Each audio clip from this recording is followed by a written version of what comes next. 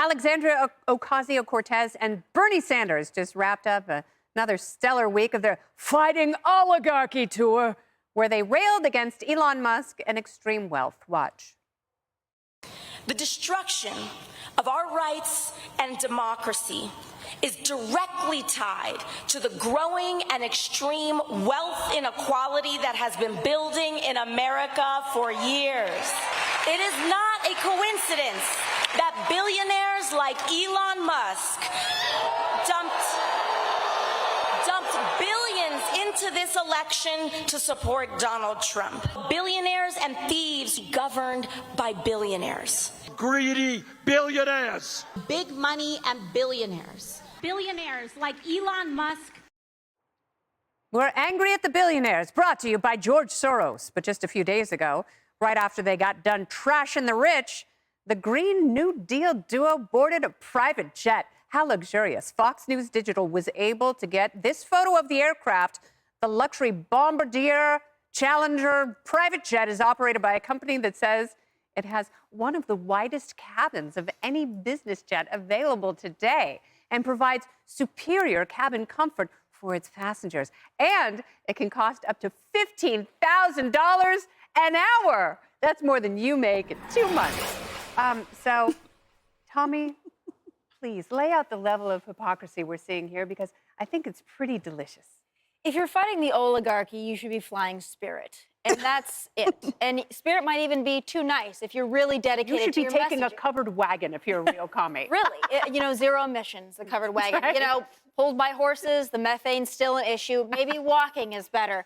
Listen, these two want to be rock stars. This is their only way to go about it. I truly and firmly do believe that they love just amassing a crowd for their own self-indulgence, for their own narcissism. They love that they can get people to follow them. And when you listen to them speak, it's just a one-note type of speech. It's billionaires are bad, Elon Musk is bad, big money is bad. We're going to fly in on our private jets and talk to all of you little people about how money is bad. Yeah. Instead, a more inspirational message, I think, is the American dream is aspiring to grow wealth, aspiring to have, humble things, but to attain some level of success. And you can get there, too, through hard work in this greatest country on the face of the earth. But they hate America. They hate the fact that this country actually affords people the opportunity to be millionaires and billionaires. But the irony, again, of it all is that they're not flying Spirit. They're not in a covered wagon. They're flying private to talk to the little people about how bad money is.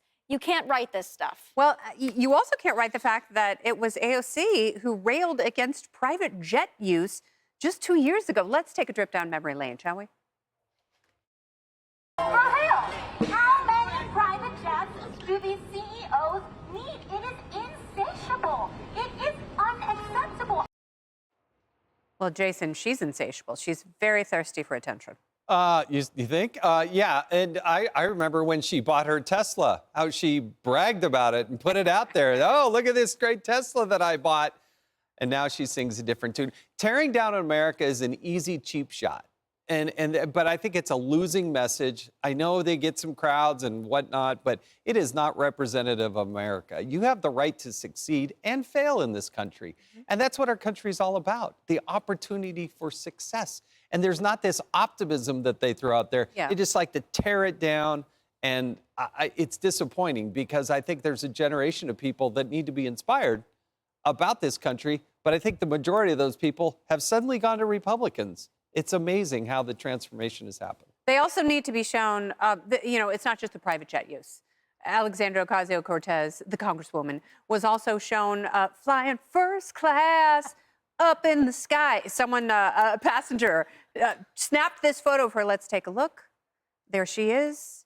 And she's in first class. She's comfy. And they were joking that she's fighting the billionaires one mimosa at a time. That's right, fergalicious indeed. Look, yeah, Bernie Sanders has 3 homes. Look, at the end of the day, they're trashing wealth, and they're missing the point, which was innovation. It was innovation that got Elon Musk and sheer brilliance all of that wealth. They're ignoring Jeff Bezos. They're ignoring Soros. They're picking and choosing. And I really appreciated how you put it, because they're continuing to say these talking points, these sound bites, without any type of iceberg underneath to explain why. Money is only bad when it's funds the Republican Party, and they totally missed the point, which goes into our first block point, which is that it was a mandate by the American people. They're actually representing the will of the American people. I'm not quite sure what these guys are representing at all. And I think the only good Eat the Rich was the Aerosmith song. Yeah, that's absolutely right. And I have a question.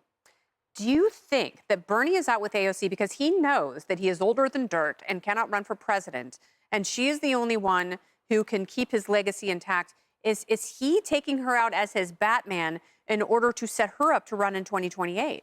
I love that comparison, and I think that's exactly what that is. She's the fresh face. They're saying that she's going to be the front runner in 2028.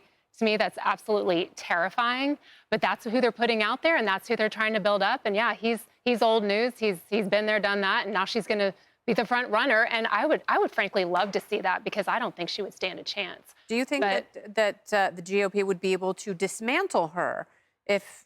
Okay, Tommy, go ahead. You want to take this because you're already in the game. I talked about this with Brian Kilmeade on his radio show before this. We have never seen AOC be challenged, really, by anybody. Right. I've never seen her debate, even a fellow Democrat. I would love to see a Democrat primary where Democrats are actually questioning her, because to my knowledge, I don't think she's even successfully passed a bill. The Green New Deal, arguably maybe her idea, a stupid one, but I don't think she's ever had any legislative true victories, and I don't think she's ever been challenged.